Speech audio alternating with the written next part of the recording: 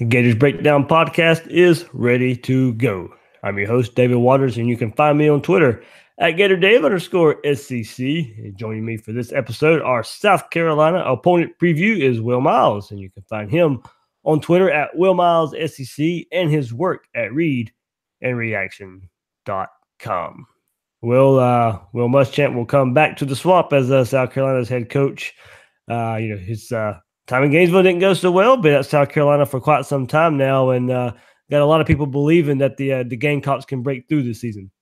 Yeah, man. Well, hopefully he has the same kind of luck in the swamp that he had when he was Florida's head coach, and but this time that means Florida will walk out with a win. So certainly, I think with some of the McElwain shenanigans, people's hearts have healed a little bit from the Muschamp era, but he's still in the same conference, still in the same division, and going to have to take care of business when they come to Gainesville. Personally, I liked Will Muschamp. I didn't have a problem with him as a person. No, don't get me wrong. I like Mullen. I'm glad Florida's got Mullen right now. But I wish back in the time, I wish it would have worked out with Will Muschamp because I did like him, but it was time to go. Well, I mean, I think that Missouri game, it was definitely time to go. And the South Carolina game that they lost where there was no possible way they could lose it. Those types of things seem to keep happening to him. And, those types of not being able to get an offense for a team that's used to having an offense and a fan base that's used to having an offense, that will eventually get you thrown out of town. And yeah, like you said, I think it was the right time to go. Certainly some of his comments recently about DJ Durkin up there at Maryland have rubbed some people the wrong way, but he was always first class in Gainesville. And, I wish him the best when he's not playing Florida. Absolutely. They could beat Georgia week 2. Opening the SEC up. Remember, you can find all your Gators Breakdown episodes, all of our past opponent previews, all of our regular episodes at news4jacks.com/Gators Breakdown. All the Gators Breakdown episodes, as well as the articles from the News for Jack sports team, that's news4jacks.com/Gators Breakdown. Catch the podcast on iTunes, Google Play, and YouTube if you want the video version, and follow Gators Breakdown on Twitter and Facebook at Gators Breakdown. And using all of these services, please rate and review the show and let Gator Nation know what they're getting with Gators Breakdown. So, Will, it is much of the same at South Carolina as it was for Florida, for Will Muschamp at Florida. Not a lot of pretty offense. The defense, while not a stalwart, not a big force to be reckoned with like his defenses at Florida. Still aggressive, opportunistic, and getting turnovers last season, and opportunistic offense as well. Being able to put points on the board when they really need it. They can hang around games. They played Georgia pretty tough last year. Georgia only beat them by 14, 24-10. There, just his style of ball just keeps both teams in the game. Yeah, well, that can be a good thing and a bad thing, I suppose. I mean, so South Carolina got a little bit lucky last year. So they scored 315 points. They gave up 269. And when you look at that point differential, that suggests a 7.5 win team, not a 9-win team like they were last year. And, so they were a little bit lucky last year. Well, I'm sure we'll talk about that going forward. And then with that luck comes an expectation that they will regress to the mean. Now, that doesn't mean that they'll, since they won 9 and they were supposed to win 7.5 this year, that they'll win 5. Even though they're supposed to win 7.5, but it does mean that they're going to come back to the team that they were. And I think based on the performance on the field, South Carolina was more of a 7 to 7.5 win team, not a 9-win team like they did last year. All right, then nothing new for Will Muschamp. The offense at South Carolina, even though they have Jake Bentley who gets a lot of praise, they were still terrible in the SEC. Still no downfield passing game, especially, they lost Deebo Samuel, their big-time playmaker, after the first few games of the season. That really hurt that offense. They had a pass rush on the defensive side that was mediocre, couldn't get into the backfield, but they found ways to win games. And I think the main question is just how much can this offense improve? They're not going to blow up a stat sheet. They're not really going to be this high-powered offense and hurry up and spread everything out. But, it'll open up a little more, come out of its shell maybe. Jake Bentley, now a veteran quarterback. Deebo Samuel's back as part of a progressing wide receiver core. But this is still an offense that scored 17 points or fewer in 6 of its last 11 games. Still found a way to go 9-4. They fired Kurt Roper, replaced him with Brian McClendon. But is it that easy of a fix? No, I don't think so. I think Jake Bentley's gotten kind of a free pass. I mean, his freshman year, he was pretty good. So 7.5 yards an attempt with a 66% completion percentage. So certainly for a true freshman quarterback, particularly one who I think was 17 years old when he was starting, playing very well in the SEC, but then regressed last year, only completed 62% of his passes. His yards per attempt went down from 7.5 to 7.1. His touchdown to interception ratio was virtually the same as it was the year before. So it was 9-4 in 2016. It was 18-12 last year. His QB rating went down. He's not a runner back there, so he only averaged 1.2 yards per rush. So if you look at the metric I've come up with, yards above replacement, he was negative 0.55. He was below average quarterback last year, and the year before that he was right around the same. And so, I look at that and just say, from his freshman to his sophomore year, he didn't get much better. That's why Kurt Roper's not there. Now the question is, can McClendon get more out of Bentley? If he can, then South Carolina might be able to take a step forward. But I think it's a fair question to ask. Essentially, he's been below average in the conference and has been sort of carried by his defense and carried by some things that are unsustainable.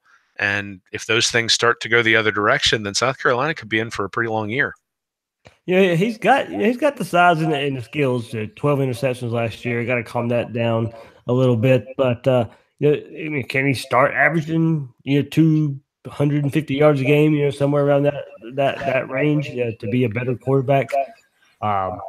Loses one of his main targets, Hayden Hurst, tight end there, who's at NFL right now. But you got leading receiver Brian Edwards is back. Not sure he'd be the leading receiver if Deebo Samuel went and got hurt. But of course, Deebo Samuel comes back. Also, Ortre Smith, big target. Shi Smith, the quick little jitterbug type of wide receiver there.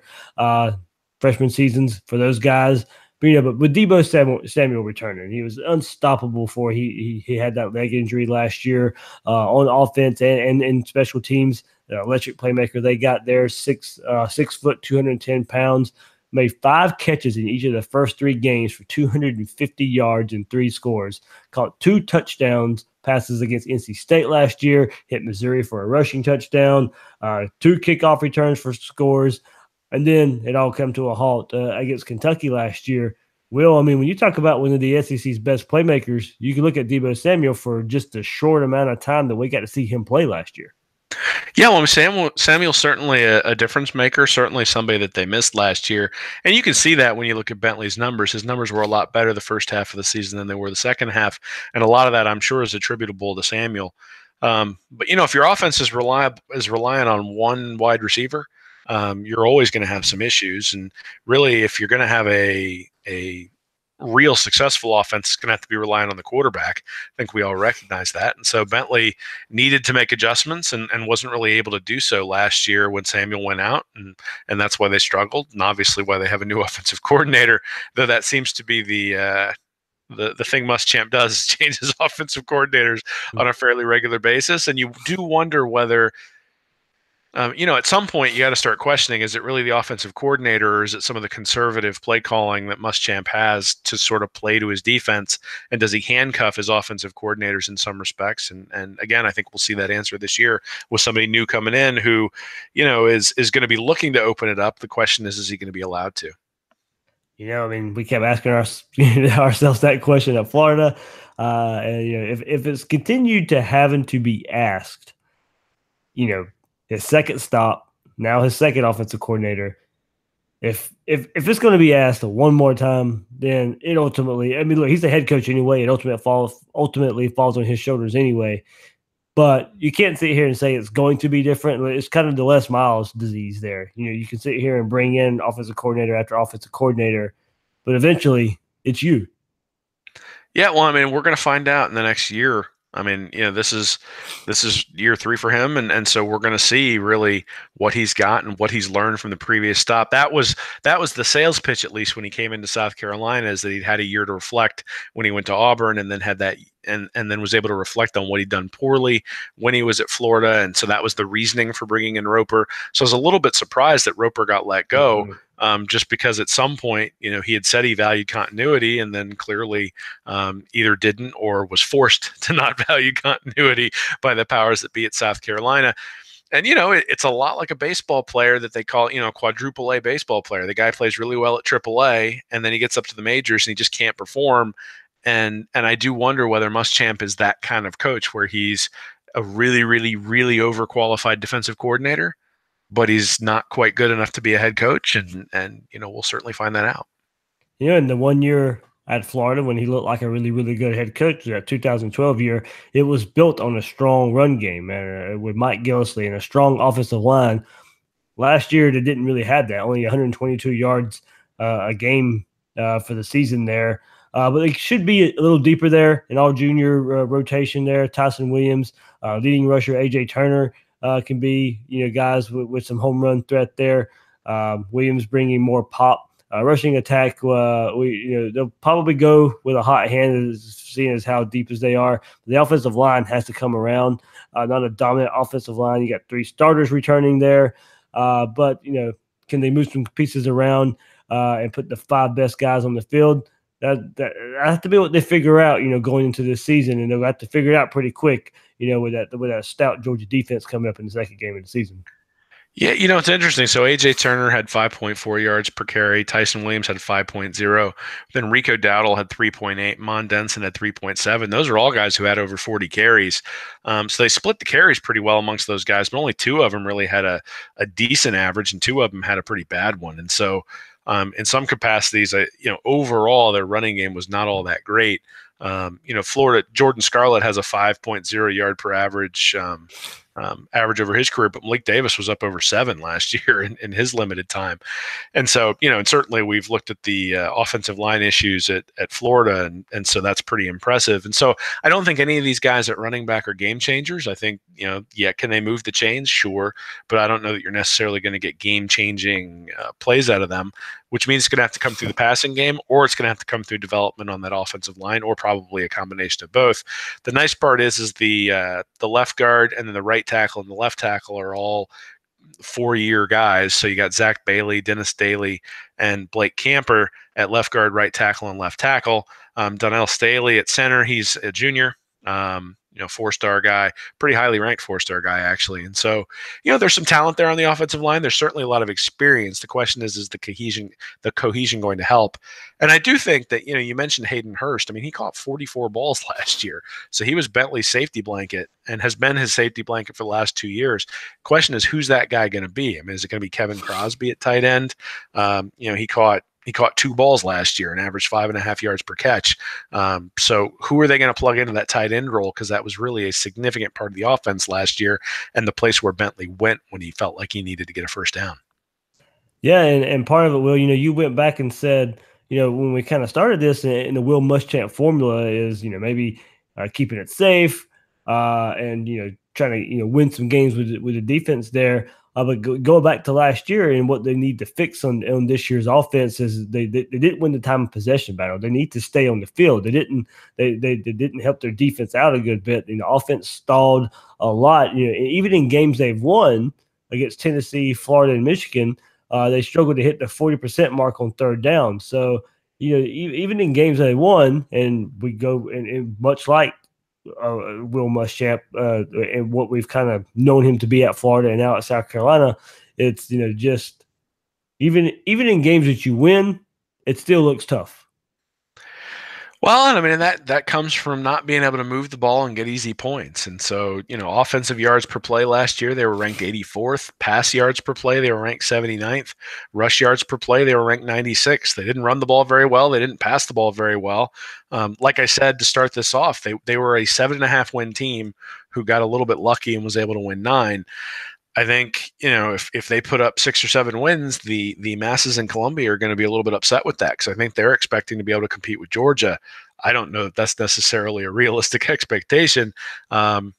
It's just not based on the talent level between the two teams and sort of Muschamp's history on offense. I'm not going to bet on an offensive explosion from South Carolina because they brought in a new offensive coordinator. I just think that the head coach has something to do with selecting that guy, and he's also got something to do with the key calls of the game when the game's on the line and trying to decide how aggressive to be. And Muschamp has proven that he doesn't typically get all that aggressive in those situations. All right, we'll move to the other side of the ball here and take a look at the defense. And his time at Florida, elite defenses, still kind of looking for that stalwart defense. South Carolina, not too many superstars like he had at Florida there, but it is Will Muschamp. Defense will be okay. Defense will be fine. But really, really good in taking the ball away last year. They led the SEC, but they had to replace some defensive backs. Had to replace big-time linebacker Sky Moore. So, defensive coordinator Tavares Robinson is going to have his hands full in trying to find a pass rush, get guys behind the line of scrimmage. As you mentioned, 28 takeaways last year. Led the SEC in that. And really at key moments. 6 starters back on the defense, but they do lose 4 of the top 7, and 7 of the top 12 tacklers are gone from that team last year. Yeah, well, so South Carolina went 6-1 last year in one-score games, and really the turnovers are one of the reasons why they do that. So typically one-score games are 50-50 propositions. Most of the time, if you've got 7 of those, you're going to go 4-3 or 3-4, and they went 6-1. So that's, when we talk about them being a 9-win team, but their point profile saying they're 7 or 8-win team, that's what we're talking about. And that really comes into turnover. So they had 14 fumble recoveries last year on defense. Their opponents had 1.7 fumbles per game, and they lost 1.1 of them. So South Carolina recovered 65% of the fumbles that the offense gave up to them. And typically, again, that's a 50-50 proposition. And then if you look on offense, South Carolina had 0.9 fumbles per game, so half as many fumbles as their opponent, and they only lost 0.4 of them. So they, again, were recovering 65%, or I'm sorry, 55% of the fumbles on the offensive side. So from a fumble luck perspective, again, that's going to regress to the mean. Even if the ball goes on the ground from the opponents, which, whether it will more or less, we can't really tell, but the opponent should recover them more often. And so those turnovers that you're talking about are going to dry up this year, I would imagine. And they'll still get a few, but they're only going to get 50% of the recoveries this year instead of 65. And the defense is going to struggle if that's the case. And surprising, coming up with that many turnovers, you would think there'd be more pressure in the backfield. You think there'd be more pressuring of the quarterback that would lead to the turnovers. But 26 sacks last year, and that's not a whole lot. To look at as far as a defense that causes a lot of turnovers. I would have thought that number would have been higher, but in doing the research here, 26 sacks was all they had, and 15 of the sacks were in 3 games. 7 of those were against Tennessee. So they didn't have the numbers that usually speak to creating turnovers on defense just wasn't there. So they really, really created their opportunities. And as you said, a lot of luck probably played into that. Yeah, well, and like you said, they didn't get a ton of pressure last year, and I'm not sure where the pressure is going to come from this year. So if you look at who Phil Steele's projecting to be their starting 11, there's only 33 tackles for loss returning and only 12 sacks, and 13 of those tackles for loss are in the from linebacker Dennis Wanham, and 6 of those sacks. So 50% of the returning sacks are attributable to one guy coming back on defense. Their defensive line, Shamik Blackshear, Javon Kinlaw, and Kyair Thomas, 2 4-star guys and a 3-star guy, have combined for 6.5 tackles for loss and 2 sacks in their careers thus far. And so, or at least that's what they combined for last year. So, there's not a lot of proven depth on that defensive line. That's one of the areas where you'd really like to see explosion. I'm not seeing it when I look at those guys, but a lot of it is just playing time. So maybe one of them turns out to be a star, but as of right now, looking at it, they're going to be hard pressed to get a whole lot of pressure. They don't have a lot of experience coming back on defense, so I think they only have 4 returning starters. We've seen at Florida what happens when you only have 4 returning starters, even when they're really, really talented. And this South Carolina defense is decently talented. There's 4 4-star guys, but then there's a 2-star guy, and the rest are 3-star guys. So it's not Georgia, it's not Auburn, it's not Alabama. It's South Carolina, and we should see that this year. There should be some holes. Yeah, I definitely want to look at DJ Wanham as well. 6'5", 258. Kind of an all-around lineman there, but more of a defensive end, active guy. Led the team 6 sacks, 13 tackles, and 4th on the team with 57 stops. So you'd think he would take that next step in being a more of an explosive player there. We got Bryson Allen Williams kind of maybe taking over for Sky Moore. He missed last year with he missed most of last year with a shoulder injury there, can play a lot of positions at the linebacker position. But TJ Brunson, that's the guy that you really got to look out for in the linebacker position. Second to team in stops with 88 stops there. So looking at Bryson Allen Williams and TJ Brunson, what they bring there at linebacker, with Wanham and those two guys, I think they got some pieces in that front seven to make some noise there. Sure. I mean, they're not terrible, and certainly Muschamp has proven that he's going to get a lot out of his defense. But he got a lot out of his defense last year that had a lot to do with luck. So, I mentioned the 6-1 record in close games. He won 47% of those in his time at Florida and his first 2 years at South Carolina. And so I don't think we can expect that this year. There's just not a proven track record on the defensive side of the ball, but that's what you would expect when you lose 9 starters. And so, I think the defense is going to take a step back just based on experience, and we'll see whether they take a step back based on talent. But, they're not it's not like they don't have any talents. The defensive line has a 24/7 average of 90.5. That's only about a point less than Florida. The linebackers are at 87.6, so a little bit less, and the DBs are at 86.8, so a little bit less as well. So they have the talent in the right spots, because you want more talent on the defensive line. If you had to choose, you'd want your defensive linemen to be better, because that sort of frees up the linebackers and the DBs to do what they need to do. Gives you some more multiplicity. You can do a few more things with your defensive formations, but it's not a murderer's row, but there's some very good players there, and obviously Muschamp has proven that he can coach up a defense no matter where he's been. Yeah, we'll also look at for nickelback Jamias Williams, who probably might play safety there at 38 tackles last year, but after they lose Chris Lamons and DJ Smith, probably looking at for Lamons to get some moved around in that secondary and maybe a look at safety there. But being around at SEC media days and stuff, there was a lot of South Carolina talking going around. Can they upset Georgia week 2? That's going to be a big game. They get them at home. But the closer I look at this team and, all the turnovers they created last year, but still struggling a lot on offense and what they lost, they do get Deebo Samuel back. I really like him. So can he kind of make up for the loss of Hayden Hurst and kind of be that security blanket for Bentley? And the more I looked at this team, the less impressed I got. Yeah, I expect them to be a 7-6 team this year. I mean, that's my expectation. I think they're going to be worse on defense. I think they're going to come back to the pack a little bit in terms of the close games. I think Muschamp is going to remain Muschamp, and so he's going to continue to try to pound the ball, even if he doesn't have the players to do that. And I think that's probably going to cause some issues this year. And I don't get the buzz. I mean, all the underlying metrics. In fact, I mean, maybe you figure that they can get Georgia in that second game if Georgia's still sort of on a hangover from the national championship game last year.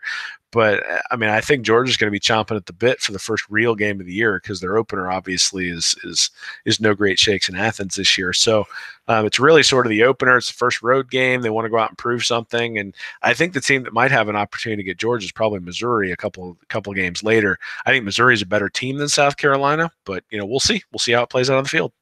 Yeah, you were going where I was going next. This is our last SEC East opponent that we're going to preview. So, after looking, going through Florida's camp and seeing what we know about South Carolina now, seeing what we know about Missouri now, I tell you what, this battle for second behind Georgia, it's going to be interesting to see how it shakes out between Florida, South Carolina, and Missouri. Because after going through and looking at these previews, I think those are the 3 teams. I'm not ready to put Kentucky up there, not ready to put Tennessee up there. I think it's Florida, Missouri, and South Carolina battling out for the second spot. And I can definitely see where any one of these teams can be picked second. Yeah, I think a lot of it's going to come down to quarterback play, right? I mean, South Carolina has the guy who's coming in his 3rd year. If he can you sort of know what you're going to get, which is a little bit worse than a game manager thus far. But if he can turn into somebody, if he can play like Jake Fromm did last year, especially towards the end of the year, then South Carolina can be really good. You look at Missouri, they got Drew Luck. The question is, can they stop anybody? When we just don't know the answer to that question. They certainly have quite a bit of talent on the defensive line at Missouri, but we'll see whether that actually translates. Florida, I think, has the most talent of those 3 teams by far. The question is it is the fit within Mullen's offense good enough that that Florida is going to be able to take that step forward? And again, quarterback play is our Franks or Trask or whoever ends up starting going to be the guys who can lead them to that second place, or maybe even get close to Georgia if Georgia gets picked off by a couple of people throughout the year. I wouldn't dismiss Tennessee. I actually think if you're going to look at second in the conference, it probably comes down to Tennessee, Florida, and Missouri. I know Tennessee went 0-8 last year in the conference, but certainly I think they had some of the same things that Florida did last year when it came to giving up on your coach and sort of him leaving and just sort of, all right, well, I don't need to play that hard anymore because the coach isn't going to be here anymore. Their quarterback is still a huge question. Obviously, they've got Keller Christ coming in as a transfer, but they've got a talent profile very, very similar to Florida's. And, we'll see. I don't know anything about Pruitt in terms of his ability to be a head coach. Certainly, I think Mullen has has a longer track record, but we'll see whether this is one Alabama assistant who turns out like some of the Florida Alabama assistants, or whether he turns into another Kirby. We're certainly going to have to hope he's more Muschamp and McElwain than he is Kirby, and we'll see. Yeah, all right. That's been our South Carolina opponent preview. You can check out all the other ones as well, all the opponents up to this point in the schedule. And next up, Will, the hated Florida State Seminoles. Oh, man, I hear that stupid chant in my sleep. Like the day they retire, that'll be like one of the best days of my life. So, I can't even watch the Braves because they turned that thing on. So I know, I'm a Braves fan too, and they play that thing. I'm just like, no. I remember going to Braves games like, no, I'm not doing the chop. Sorry. Can't do it. I might have my Braves gear on, but I'm still not doing it. Well, I just like this. So there was something on social media the other day about the Braves having a Florida Gator Day where they were giving away Gator hats. And I'm like, that's a brave thing to do up in Atlanta, giving away Florida stuff. So Gator Nation has infiltrated Atlanta, and it's good to see. Give them hell up there. All right. Sounds good. That's Will Miles. You can find him on Twitter at Will Miles SEC, and his work at readandreaction.com. You can look for his SEC East preview going up pretty soon there. And also check out Gators Breakdown on newsforjacks.com/Gators Breakdown. I'm your host of Gators Breakdown, David Waters, and you can find me on Twitter at GatorDave_SEC. Guys and girls out there, thanks for listening to this episode of Gators Breakdown.